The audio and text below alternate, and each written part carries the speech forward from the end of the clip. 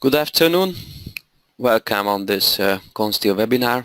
The topic will be the stability design in Eurocode 3. Let me introduce myself. I'm József Szalai, the Technical Director of ConSteel Solutions Limited. This research and development company is the developer of ConSteel software. Some practical information about this webinar tool. You can hide this panel using this arrow line, and you can enter question here for at the end of the webinar or during the webinar. I will collect all the questions and answer them at the end of the webinar. Some words about the content of this webinar. First, I would like to introduce just shortly the basic mechanical model for all types of global stability design rules in the Eurocode 3. Then the two main fundamental approach will be discussed, which is the imperfection based and reduction factor based method. Then the design rules of the standard will be discussed in more detail, and two application example will be shown by ConSteel software. The first one is a plane frame. This is the basic background model of the Eurocode, as you will see. So on the plane frame I can show you almost everything what is offered by Eurocode, and then we will review what can we do in case of an irregular type structure. It will be a free-form example where sometimes the Eurocode rules are quite uncertain how to use. So the basic mechanical model will be discussed by the most simple buckling problem, which is a flexure buckling of a column. This is the simplest one, but all the different calculation types, all the important effects and influences on the buckling behavior of global type stability can be discussed on this model. So this is a simply supported column which is undergo to a flexure buckling, and we have a lateral movement here in the middle due to a half sine wave buckling mode. So next, in this figure I would like to show what can we calculate on this model and what is to be calculated to determine which is the real buckling resistance of the member, and how the main influences can be taken into account somehow. So first of all, what we can calculate is the Euler load.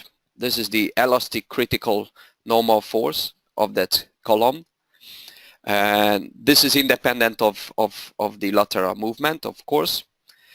This is just one value which is influenced by the cross-section, the stiffness, and the end conditions.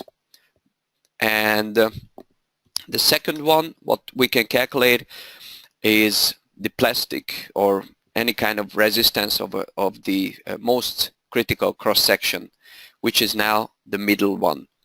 Of course, if we do not have any lateral displacement in this cross-section, the cross-section gets purely compression. So we have the resistance for compression here, but then we have lower and lower resistance for compression due to the larger and larger second order bending moment caused by the lateral displacement of this cross-section.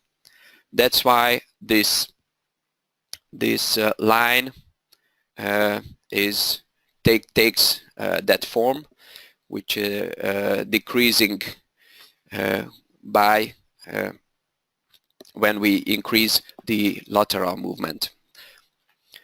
The next important one is the second order elastic equilibrium path of the member of this cross section if we have some initial lateral imperfection. So we start with the amplitude of imperfection here, and then larger and larger displacement can be observed, and this curve is approaching the perfect member, so the elastic critical load of the perfect member, never reaching that. So this is the second order behavior of that member. So up to now this is purely elastic or purely plastic calculation. If we have both, so an elastoplastic calculation, then we start with the elastic behavior from the initial amplitude of displacement. We start here, and at some point in the most critical cross section in the middle, plasticity started. The plastic deformation started, and then we have lower and lower stiffness value due to the larger and larger plastic area in the cross sections and along the member, and then we reach a maximum value. This is the elastoplastic limit point, limit resistance of that member, and then we have some post-critical path here approaching the plastic resistance of the critical cross section. And finally, this is quite accurate calculation type now, and finally if we consider all the other imperfections, like which is one of the most important is the residual stress, then we can calculate the real buckling resistance of that member, which contains second order, geometrical second order behavior, nonlinear material behavior, and all the relevant imperfection. And today this is the most accurate way of calculating resistance, global type buckling resistance of steel members. These are the effects which should be somehow calculated. Now the problem is that in a practical design we usually cannot deal with this calculation, even with an elastoplastic calculation. What we have is only some kind of elastic calculation, sometimes only the on the perfect member, so the elastic critical load level somehow, the cross-section resistance, this is again what we have, and sometimes the second order behavior, elastic behavior, can be calculated, and using these calculated measures we should somehow determine the real buckling resistance of the member. That is the design issue. And the two main approach of the Eurocode and almost all structural standards, based on a direct evaluation of geometric imperfection, an imperfect model, or based on some kind of reduction factors or buckling curves. So the first one is called in the Eurocode equivalent geometrical imperfection. What does it mean? This means that we have to calculate only a second order elastic analysis. We have to perform a second order elastic analysis using an artificially augmented amplitude for the geometrical imperfection. The reason is that this is the simplest imperfection type which can be considered in a structural analysis, in a practical structure analysis, and this equivalent geometrical imperfection thought to cover all types of other imperfections coming from the material, from the residual stress, from loading, etc. And if we have this, and this is accurate, then we can hope then calculating the second order elastic behavior of that imperfect member, and then checking only the cross-section with any kind of cross-section check defined by the standard. Usually that can be elastic or plastic. Then we get the real resistance of the member from this check. So this is the background of the methods based on any kind of direct application of geometrical imperfection. The second method based on buckling curves or reduction factors. In this case, we do not have to calculate the equilibrium path, even the second order elastic path. What we need is only the elastic critical load and the cross-section resistance, from which we can calculate the slenderness of the member. These measures are calculated on the perfect member or not associated with this buckling mode. We don't have to deal with any imperfection associated with this buckling mode. And then the real resistance is calculated by reducing the section resistance by a suitable reduction factor, which is calculated from the member slenderness. These are the so-called buckling curves, which connect the reduction factor to the member slenderness.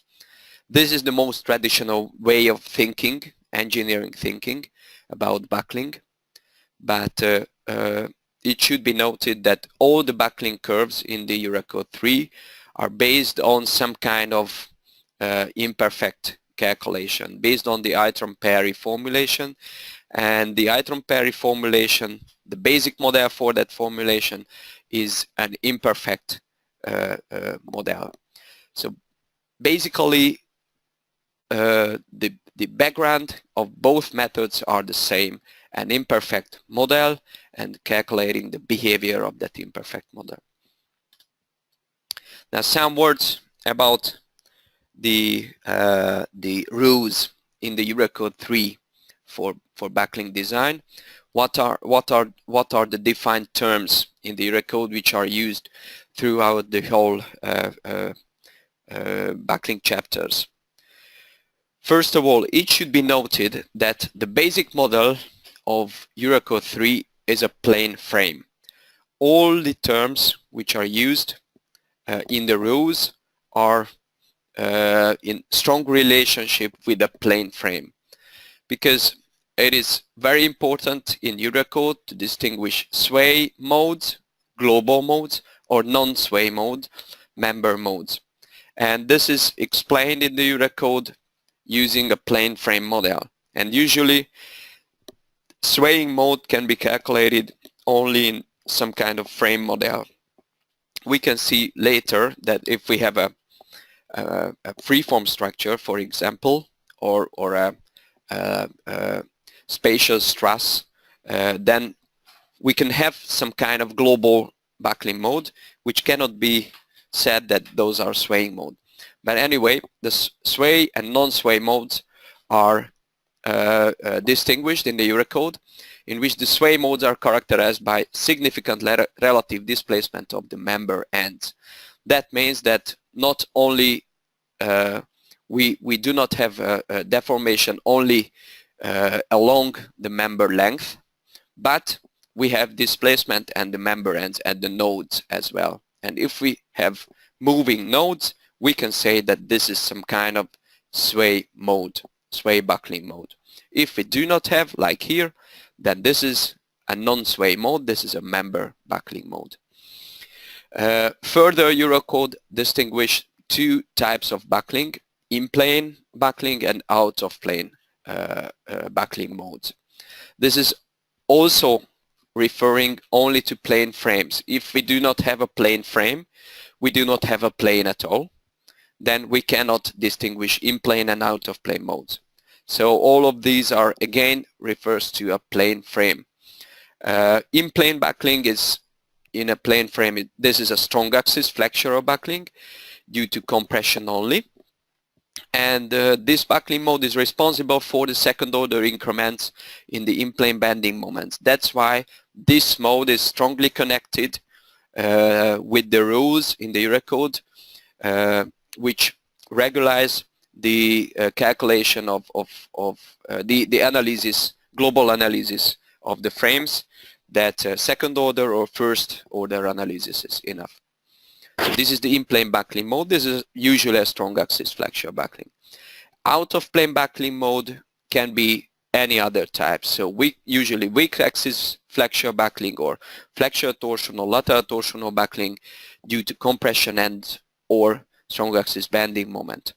Out of plane buckling modes usually are member buckling modes, so non-sway buckling modes, because usually in a plane frame model or a framed structure type, the nodes are restrained by bracing out of plane. So the nodes cannot move out of plane of the frame. So that's why the out of plane buckling modes are usually non-sway and member modes.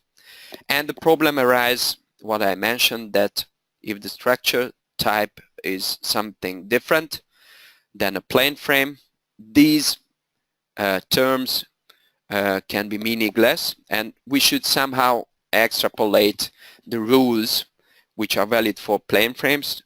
How can these rules be used for other types? So what can we do? What can be the steps of the calculations? The governing rule in Eurocode 3, which should be understood, that all possible and relevant buckling mode types, this can be global or member, in plane, out of plane, whatever, should be somehow considered during the design, either by proper imperfection or reduction factor method. And this can be this can be used parallel, so both. So one mode is considered by imperfection and the other mode considered by reduction factor. This can be mixed together, as we will see later. So what should be understood, that we should somehow really see what are the possible and relevant buckling modes, and then we can start to think how which method to use and how to cover by design all of these modes. So what are the proposed steps for the design checks of stability? First of all, we should somehow calculate all the relevant buckling modes. What does it mean? It is not really defined in the Eurocode that which are relevant. We can say that those modes are relevant where the critical load factor is below a certain limit number. But Eurocode defines this limit number only for in-plane sway modes. So this alpha critical value, what is in the Eurocode, and there is a limit value which is 10 for elastic calculation and 15 for plastic calculation. This is valid only for in-plane buckling modes. In the recent form of Eurocode, there are no any helping rules how to evaluate all relevant buckling mode. Is there a limit or not? But we can say that this 10 or 15, what is used for the in-plane mode, maybe can be used for other types of mode as well, because if we have a higher number, a higher value for the elastic critical load multiplication factor, then we will get very, very low slenderness, which usually doesn't cause any stability problem in the member. So that's why this 10 or 15 above this value, maybe the buckling modes are not relevant. Then we have to classify these buckling modes into global or member. This is more more universal. Or if we have a plane frame, we can say that sway or non-sway modes. And then we have to decide, using the global mode, we have to decide on the need of second order analysis and application of global imperfections during the global analysis. So this is the third step. Then, if relevant, we have to determine somehow the global imperfection and its amplitude. If we apply this imperfection, that means that the sway mode, the global mode, is already accounted for. So this is considered already by this imperfection. But this is a global mode, and based on this mode, we can perform the first or second order analysis, whichever is needed. And then we can do the member check. So we have global mode, member modes. The global modes, if relevant, considered by the imperfection, and the member modes considered by the separate member check. And this member check, for this member check, we can do three basic methods in the Eurocode. The first one is a method based on direct application of member imperfections. So these are usually out of plane member modes and out of plane imperfections. So in this case, we have to apply the global mode as well and the member mode as well. So the first one is the inplane buckling, the second one is for the out of plane buckling.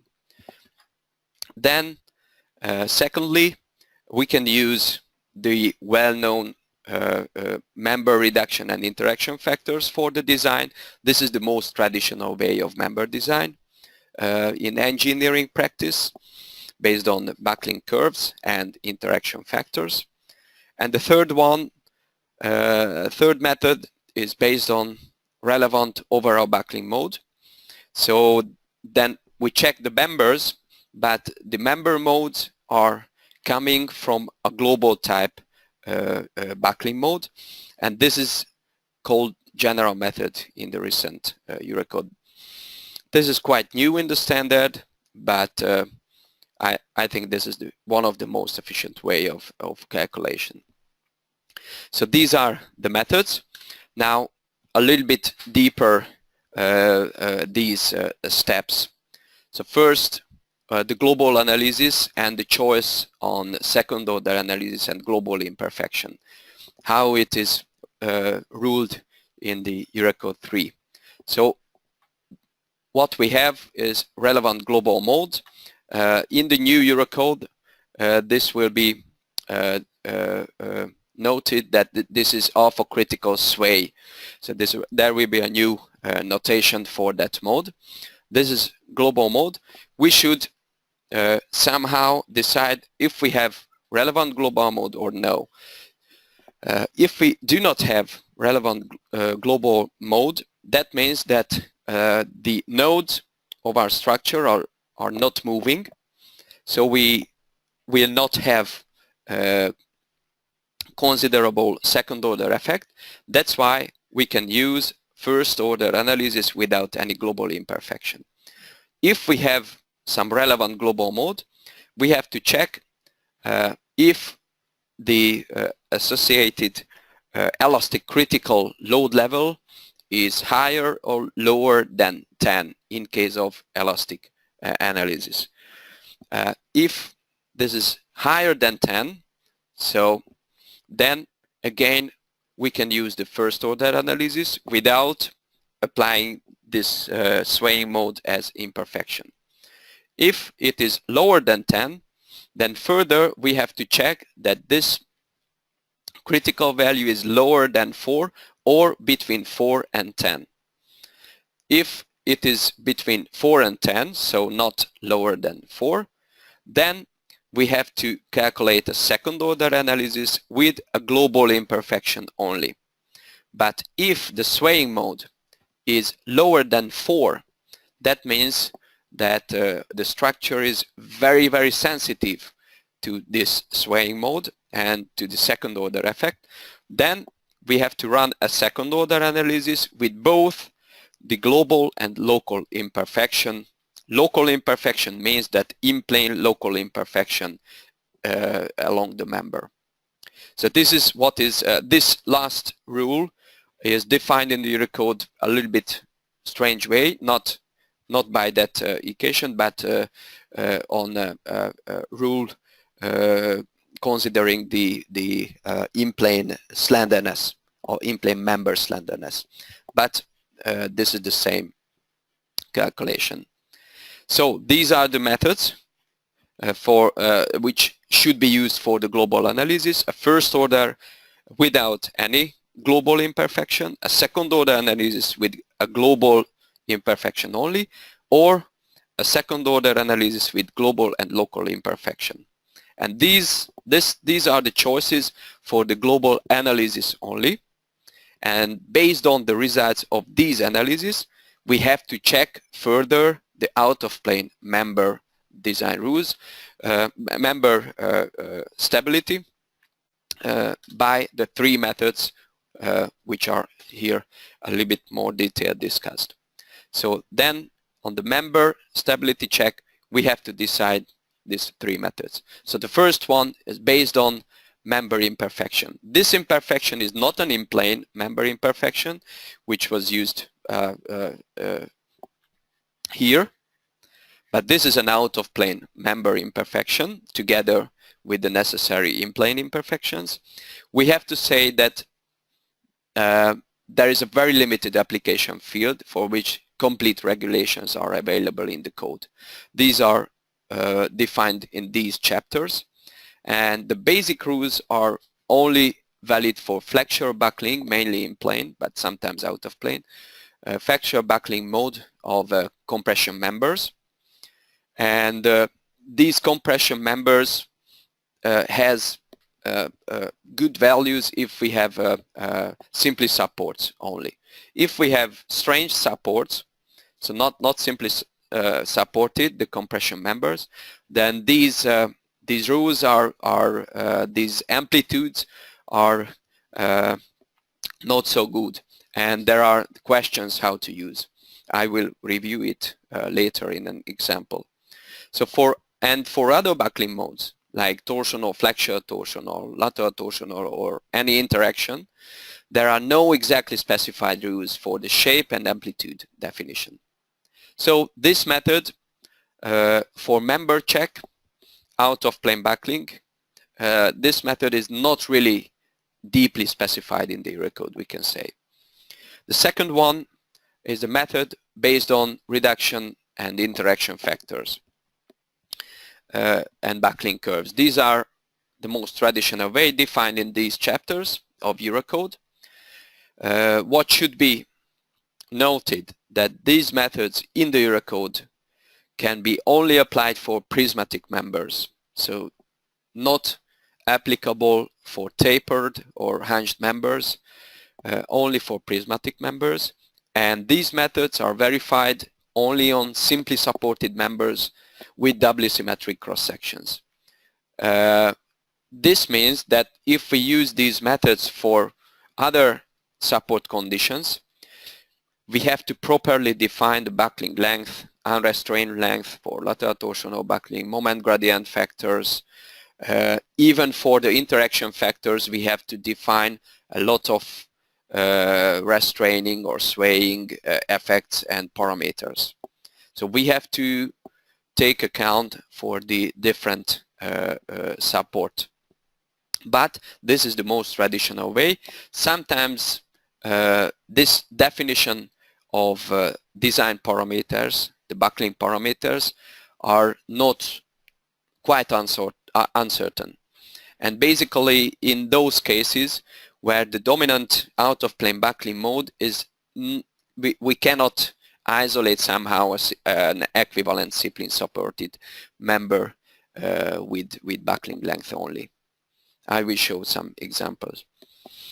And finally, the method based on relevant overall buckling mode. This is the general method defined in this chapter of the Eurocode.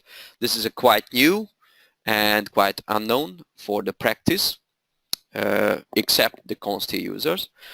And this method is mainly suitable for computer analysis. We can say only computer analysis because the method requires a higher level of stability analysis, elastic analysis, but a higher level because all the relevant backlink modes should be directly calculated somehow. And for this calculation, special elements are needed, like the 7th degree of freedom finite element with special corners and special additional tools implemented in ConSteel, for example. This method is still under development, but this is the only method which is valid for evaluation directly any kind of global modes, non-uniform members, structures as a whole, not isolating members and not isolating pure backlink modes. So this method is a more natural way of stability design of steel structures which are undergoing to some kind of global behavior. And we should say that at the moment this method is completely implemented and applicable in ConSteel only. So there are other software I know where this method is said to be implemented, but in ConSteel from the very beginning we were dealing with this method, and all the different tools which are necessary for the proper evaluation of this method are implemented into ConSteel software. So after that I will start the ConSteel examples with the basic model of the Eurocode 3, which is a plane frame. This is a plane frame with the hot-rolled members for column and beams with pinned column base and hinged beam. So we will restrict the design for this column only. The frame has bracing at that points laterally, both on the top flange and somewhere in the bottom flange, and the column has also some bracing points. So these are the out of plane bracing points which should be calculated.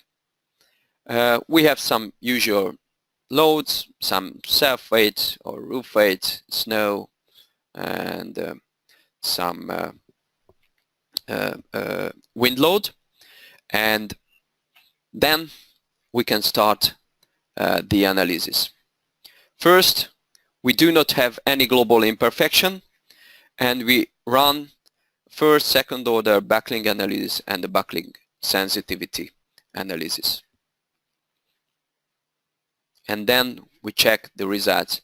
In first order mode we have some deflection, of course, but let me concentrate on the backlink analysis. What we see now, that the first and most dominant backlink mode connected with the lowest elastic critical load value, which is 3.3 at the moment, is clearly connected with a local backlink mode, so a member backlink mode. This is a lateral torsional backlink of that column, considering of course the special restraining of that column, so that we have here restraint at both points. We have the connection with the beam, which is handled by this special corner element here. So this is a backlink mode valid only for that column. And if we see the other modes, the second one is that column. On that column, maybe the compression and bending moment is lower on that column due to the wind load. We have another modes for column. We have some mode for the beam as well. This is lateral torsional buckling of that beam between the restraining points. And we have here the first global mode. So this is the first swaying mode of that plane frame, and we can check the elastic critical load level, this alpha critical value, and we can see that this is 10.6, so it is higher than 10.6 higher than 10. So according to the Eurocode, using elastic analysis, we do not have to consider this mode for global imperfection, and we can neglect any type of global backling mode and neglect second order analysis because the second order effects are not so relevant. If we see the backling sensitivity, the backling sensitivity calculation in ConSteel clearly shows and indicates that the backling mode is a member mode or a global mode, and which type of mode. For example, this is the first mode. This was this lateral torsional backling of the column, and the sensitivity shows that this is the critical member. This inside parameters percentages shows that the dominant mode is a lateral torsional backling, but we have some percentage for weak axis backling and torsional backling due to compression, but quite negligible. Of course, we have a very high bending moment in that column usually, and that's why the lateral torsional backling mode is the governing mode. So in this mode, it shows that this is a member mode and lateral torsional backling mode, out of plane member backling mode. And if you see the 7th, the inplane mode, this shows that almost all the members are involved in that mode. So this sensitivity measure shows that, okay, this is the critical member, but all the other members have some contribution to that mode. So this is a global type mode, more members involved, and of course these nodes are moving. And what is very important to say for these swaying modes, that even we calculate the swaying mode basically for the column, because the swaying mode is generated by the compression force acting on the column, but this mode is resisted mainly by the beams. So the beam stiffness is much more relevant in that sway mode than the column stiffness. That means that if we want to avoid this mode, but at the moment this mode is quite high, but if this mode would be lower and we want to avoid this mode, we have to strengthen not the columns but the beams. The beams are more relevant. I show you, for example, if I now lower the beam section, so from IP 400 I take IP 360, so this is a weaker cross section in plane, and run again the analysis. Then if we seek for the global mode, we get considerably lower elastic critical load level. This is 8.2 for the in-plane backling, and from the sensitivity we can see that still the beams are the relevant member. So decreasing the stiffness of the beam decreased considerably the in-plane backling mode elastic critical load level. And now this mode, this critical load level is lower than 10.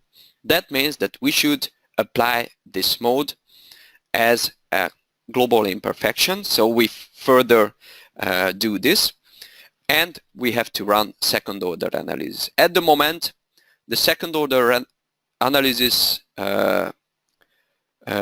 performed on the perfect model, considering only the second order behavior due to the wind. So the wind, due to the crosswind, we have a displacement in that direction, and due to this displacement we will have some kind of second order effect. So this effect is now can be seen here, for example, in the bending moment, peak bending moment at that column.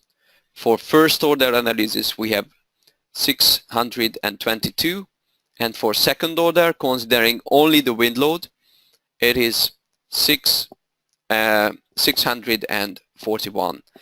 That means that this second order change is quite insignificant, because we have close to the 10 limit for elastic critical load level, including the global buckling mode, the in-plane buckling mode. So the change in the bending moment is quite negligible. But anyway, according to the Eurocode, we have to apply an initial sway on that model, but we do not have to consider the member in-plane imperfection. So we now take just an initial sway with an extent of initial sway h over 200. We apply it here. The other choice would be that we apply this buckling mode as a global imperfection. These are the two choices in Eurocode. But now I take just initial sway and run again the analysis using this global imperfection mode.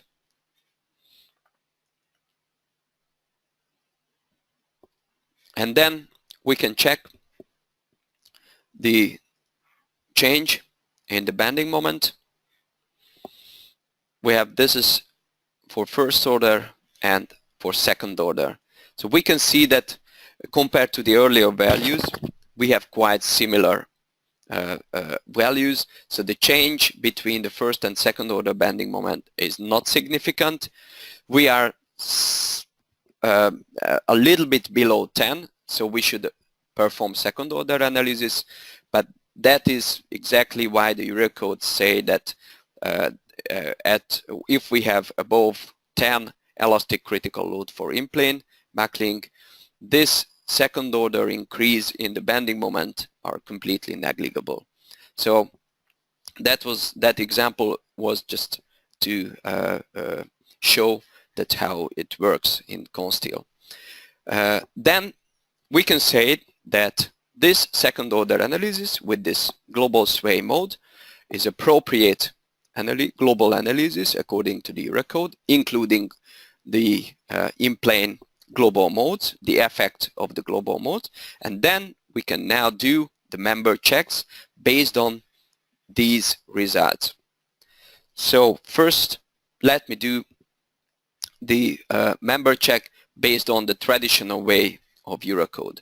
For that, I have to evaluate first the cross-section checks, and then selecting this column and run the member check based on the reduction and imperfection factors. We use method 2 from the annex. In the new Eurocode, method 1 will be out of the standard, and method 2 will be the only one which can be used according to Eurocode. This will be not an annex but in the main text. So I use this method now. We have to define if the member has a swaying buckling mode in this direction. The Y direction is the out of plane direction. In out of plane we do not have a swaying buckling mode, but in plane we have a swaying buckling mode. So this is for that column the right checks, and we check normal force plus bending moment. So this is the interaction between flexure buckling and lateral torsional buckling. Then we have to define all the necessary buckling design parameters. First, for strong axis, flexure buckling mode. This is not so relevant when we see this is a member mode here. We can do like about 2.5 usually. The buckling length is larger than 2 in case of a pinned plane frame, but this will be not relevant at all. We go further. This is the out of plane flexure buckling, so weak axis flexure buckling for that column member. We have 2 segments for this. The upper segment is a little bit shorter than the lower segment, and for each segment we have to define a buckling length. This can be 1 for out of plane. We can consider that we will have for each segment half sine wave buckling mode, so this 1 is acceptable for both segments. Next, lateral torsional buckling. Then again, for the 2 segments we have to define 2 effective length factor for lateral displacement and warping or torsional effective length factor, from which the elastic critical bending moment can be calculated for the certain segment. And we can say again, because we have at both flanges we have lateral support, we can say that this restraint point is completely restrained against torsion and lateral movement. So 1 and 1 are the 2 factors, and the C factors can be calculated at this mode. At this lower segment, this is some kind of triangular bending moment. At the upper segment, it is some kind of trapezoidal bending moment. So the C factors can be set accordingly. And then we can run the check. We can see that the dominant region is of course the upper segment where we have the highest bending moment. And here are the detailed results. The final utilization is about 110 and 11, and the dominant buckling mode is the lateral torsional buckling. As we can see, we have some weak axis buckling utilization, but quite low.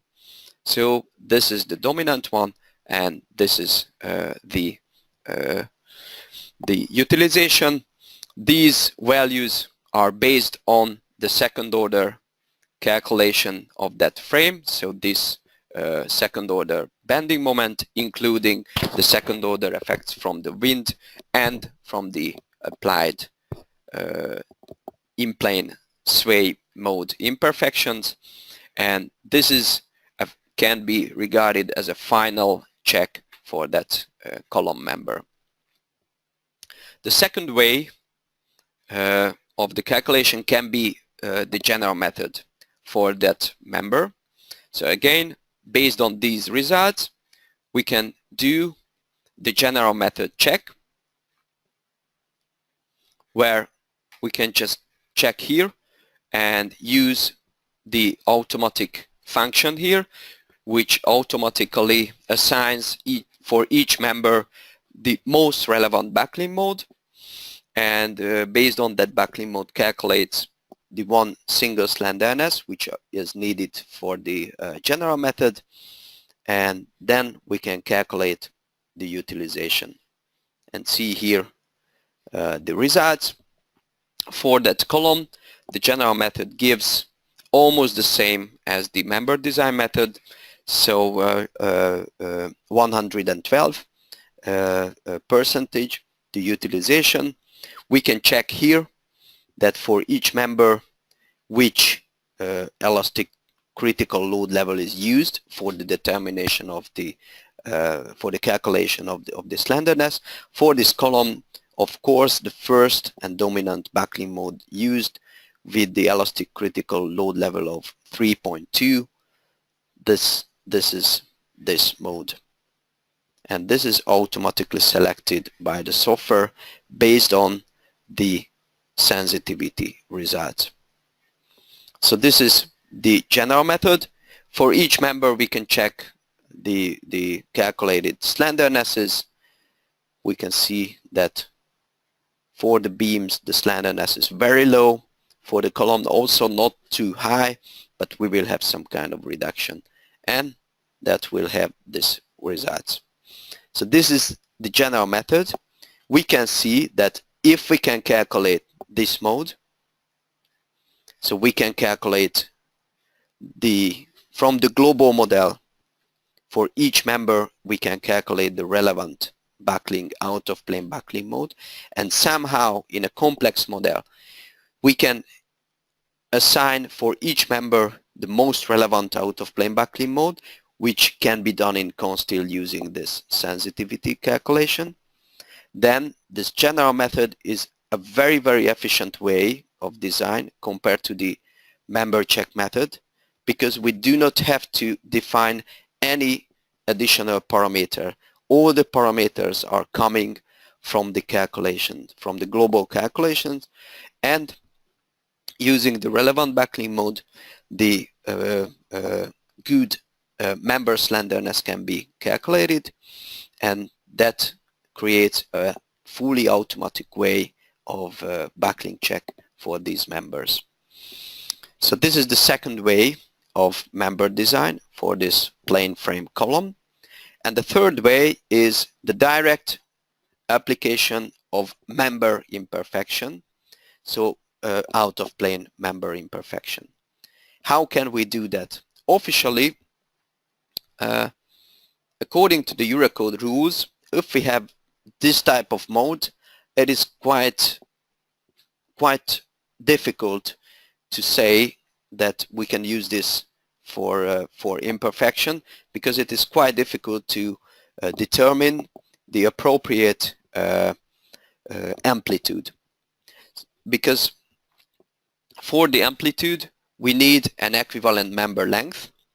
What is the equivalent member length? Maybe this one, but this is the dominant region, but this is the for that buckling mode, this is the highest displacement, so it is also not really covered by the Eurocode. And also this is a lateral torsional buckling mode, so the torsional mode is quite relevant here, and Eurocode says some rules for lateral torsional buckling, but not so specified. And for example, it is said in the Eurocode that the torsion can be neglected, which is completely not advisable in my opinion, because the torsion is very important here. So what can we do? Usually what we propose, what we recommend to do is somehow see an equivalent buckling length by the shape of that buckling mode. So the imperfection amplitudes are valid for compression members only in the Eurocode. So if we say that the compressed flange of that lateral torsional buckling, of course this compressed flange has changing compression because of the moment gradient, but anyway we have a compressed flange here, and this is moving outside. Maybe we can see this flange and the moving of that flange, and we can say that, yeah, this is the buckling length of that flange, so this is the equivalent member length for which the amplitude should be somehow calculated. And what should be, then this mode can be used somehow. What can be the amplitude? The amplitude should be applied to the compressed flange, so not for the reference line of that beam, but for the compressed flange. If we see the values here, these are valid for the reference lines. So these are normalized values for that buckling mode. Like this is 10 millimeters here. This is the highest value for that buckling mode. But we can see that we have relevant torsion twist in that cross section. This is 2.3 degree. It is quite relevant, which moves even further the compressed flange.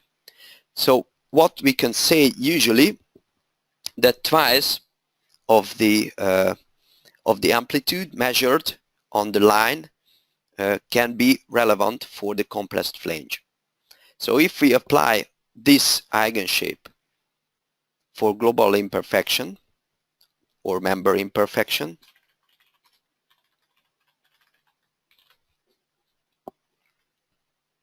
then we should define this equivalent member length. First, this is that length, this is 4 meters in that column, and we should somehow define design value for this initial bow, and we have some help here from the Eurocode table. If we use this B for plastic or C for elastic backlink curve, then we can say that it is L over 200. And for that we get for the amplitude this 20 millimeters. But we can choose other one. It is not really specified in the Eurocode in case of lateral torsional backlink how to use the this table and how to specify the relevant backlink mode, but we can use something close to the weak axis backlink curves, and that's why I chose this B curve. So we have this value, this is 20, but as I said earlier, this value is appropriate for the compressed flange. So on the line which will be applied by ConSteel, we can have only half of that, so only 10. Okay, and then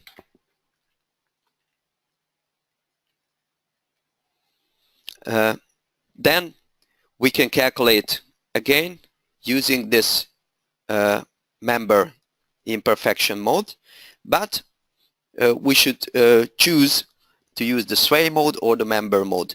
If we want to use both modes, then we have to define again a swaying mode based on that backlink mode, and we have to use the superposition of these modes by the ConSteel tool.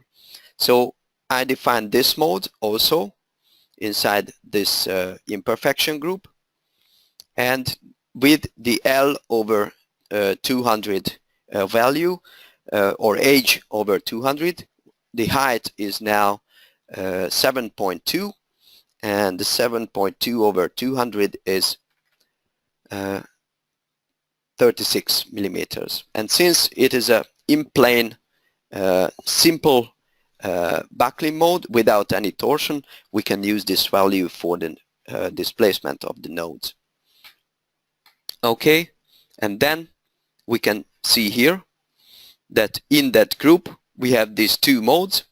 We consider the twist of the elements as well with the necessary amplitude, and then if we run the analysis choosing that global imperfection, then this group of imperfections will include all the necessary backlink mode. So one global mode based on the swaying mode, and one local mode of that member based on the out of plane lateral torsional backlink of that column. And then I should run strictly second order analysis, not first order, but I run the first order just to have the comparison. So I run again the calculation, and then we can check the internal forces. In the second order calculation, we have some larger in-plane bending moment, as I showed earlier.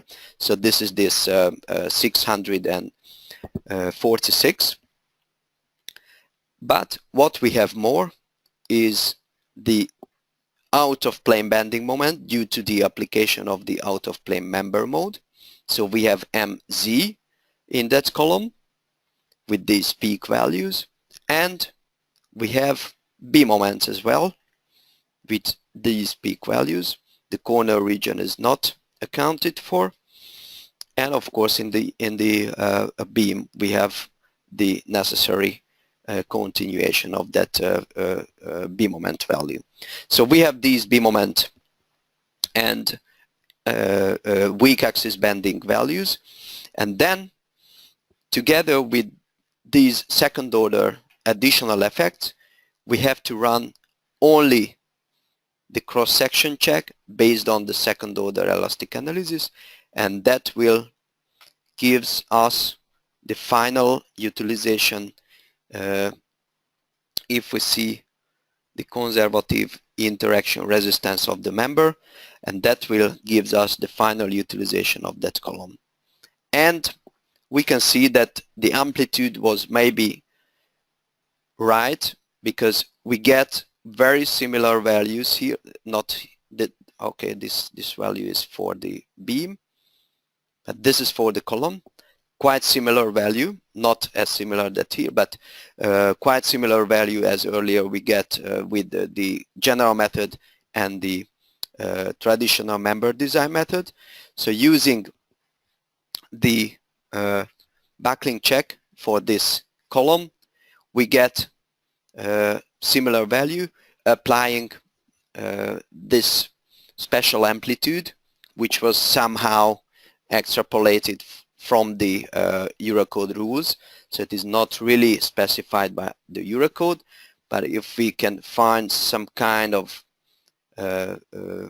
equivalent member length for which for the compression flange we can apply the Eurocode amplitudes, then we can say that we hope that to get similar values using the linear interaction, conservative interaction resistance formula of the Eurocode.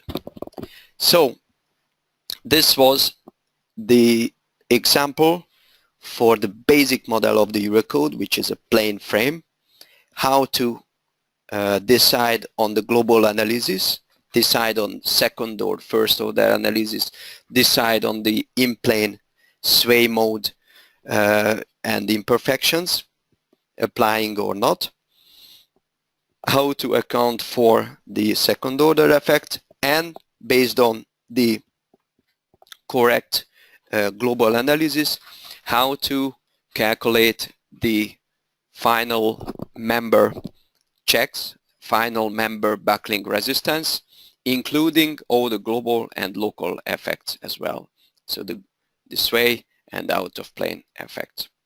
So this is the good example for the Eurocode philosophy, because the basic model is that plane frame. The second example is a little bit different. So this is a dome-like structure, a free-form structure with tube sections, not very complicated, but we cannot say that this is a plane frame. We cannot find anywhere a plane in this structure. So if we calculate this structure and the members for backlink, we cannot use these terms. What we can use maybe is the global forms and member forms, as I will show in this model. And I would like to show in this model what can we do using these generalized steps for accounting for all the global and member effects. So first, here again, we have to calculate the perfect structure.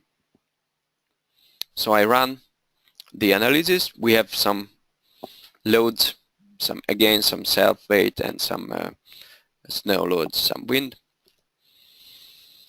And I calculate only one combination now. And this is the deformation mode of that structure. We can see how it is moving. beside the loads, and we can see the buckling modes. What we can see, this is the first buckling mode. The first buckling mode is clearly a member type buckling mode. So this is not a global buckling mode. We cannot say this is a global buckling mode. This is a member buckling mode, although this is calculated globally, but this is valid only for these members which are moving, and we can say that the member ends, the nodes, are not moving. So the members are moving only between the structural nodes. So these are member mode. This is member modes, and clearly this member mode is basically valid for this longitudinal chord. This is the first mode. The second mode is different. The second mode is clearly a global mode. We cannot say that this is a swaying mode, but we clearly can say that the member ends, the nodes are moving, so this is a global type mode. That means that the first mode and the second mode is two different types of mode, so both modes together should be considered during the calculation of member buckling resistance. So this mode should be used for imperfection, for global imperfection, and increasing the member utilization due to second order effect, in this case increasing the normal force, and this mode is used for the member check. But the thing is a little bit more complicated because we have more global modes. For example, this is the second one. This is another member mode here. Again, some member modes. This is a third one for global type mode. So the question again, which mode should be used for imperfection, which is the most relevant, most detrimental for some member, which member is critical for some selected member buckling mode. So in case of an irregular structure and a complex structure, these questions are not so straightforward to answer. And for that also the sensitivity calculations are very efficient to see. So what can we see for the first mode, which was a member mode? We clearly see that this is the dominant member, this is the critical member here, and this is the critical region for that member. All the other members are quite negligible relevance factor, so the red ones are the most critical here. If we see the second mode, which was a global mode, we can see that these members are relevant and these regions, but the middle member is not so relevant in that mode because the mode relevance factor is quite low. Why? If we see that second buckling mode, we can see that the relevant members are here at the peak of these waves of that buckling mode. So here in the middle member, this is not really relevant. Not really relevant. We cannot accept much second order effect from this mode if we apply on this member, but on these members, yes, we can consider that there will be relevant second order effect from this mode here at the peaks. And what about the third mode? The third mode, the peak is somewhere here in the middle member, and This is again clearly shown by the sensitivity. So in the third mode, again, these are the critical members here. This is the critical region where we have the peak. So based on these analysis of the results, we can say that, okay, first we concentrate on this middle member. Maybe this is the most detrimental, most relevant member for buckling, because the first mode is valid for that member, and this is really a memberable buckling mode. And if we check also the internal forces, the normal forces, we can see that the highest normal forces in that middle member. So first we concentrate on that middle member, and we would like to apply such global imperfections which are mostly detrimental for that middle member. And this is the third one, as I showed you here, where this member is situated at the peak of this wavelength mode. Okay, then we apply this for global imperfection, but then how to determine the amplitude of this mode? This is again quite a tricky question, and there is not any rule in the Eurocode for this case. Even this mode is generated directly by compression, but those rules which are in the code for compression members are completely not valid for this case, because this is a completely different buckling mode generated by compression. So this is not a two-pinned member. So what can we do? What we propose, again, to determine some kind of equivalent member length. So if I now just select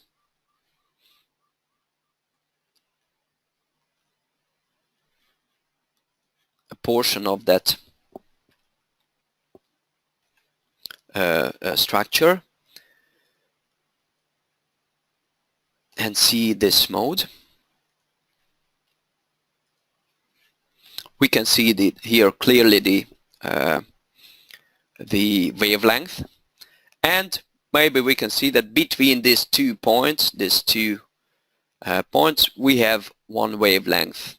This is the most dominant one, and this 2 point we measured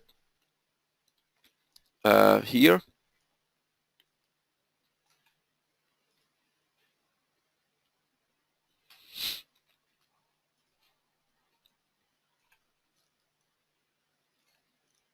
Let's say that between this and this, approximately, let's say it is 6 meters. So yes, between these 2 points, approximately 6 or 5.5. So we can say that maybe this could be the equivalent member length, and the amplitude is coming. These are cold form tubes, so we have to choose C for and this is elastic analysis on the tubes.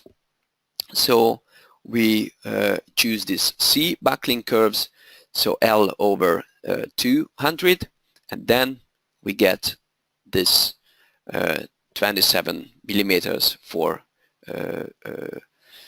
amplitude for that mode. So we accept this. Since we do not have any torsion or twist, we can use this value. Just for comparison and show really the second order effect, I also take this shape as imperfection with the same, nearly the same amplitude, just to see the effects. Okay. Now, first, I would like to show you the normal forces, just to remember for that, in case of first order and second order calculations in these members.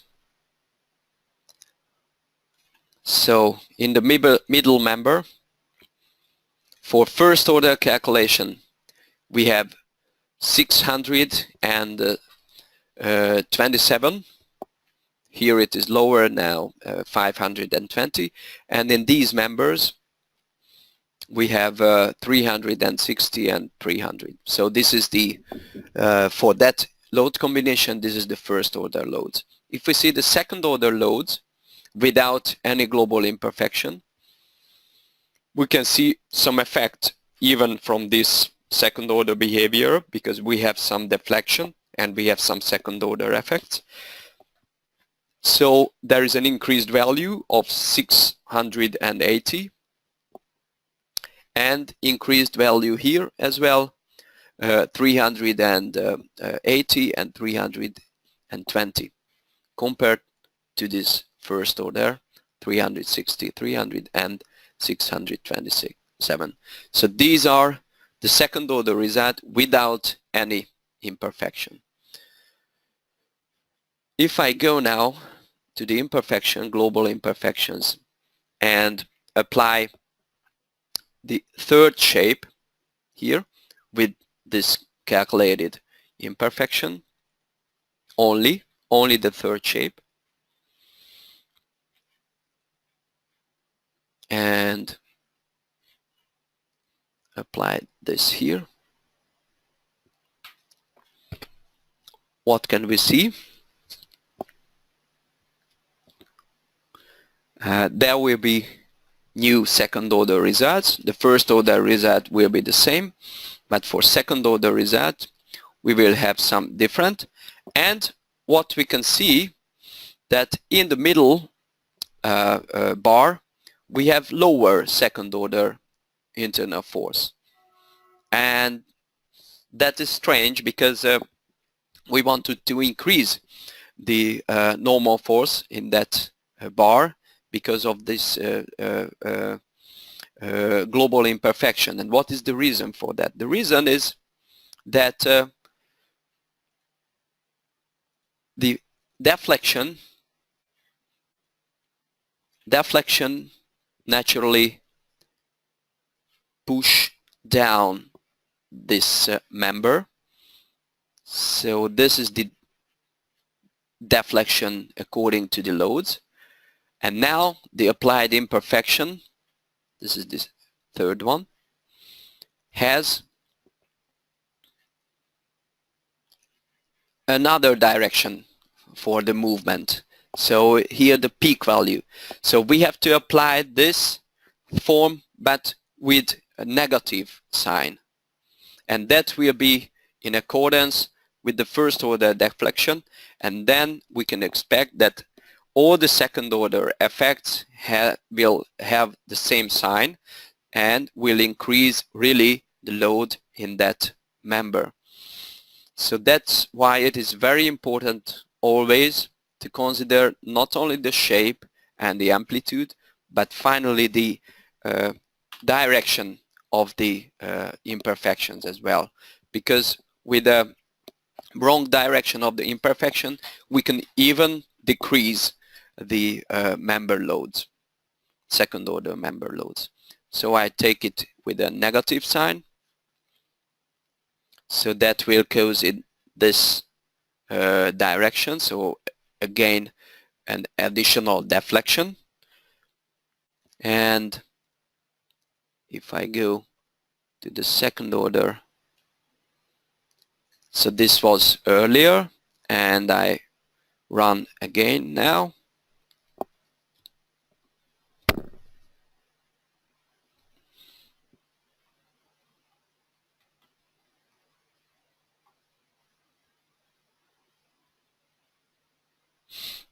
and we can see that it is now even higher than all the other values we get for second order. That means that for this bar, now all the relevant second order effects are accounted for.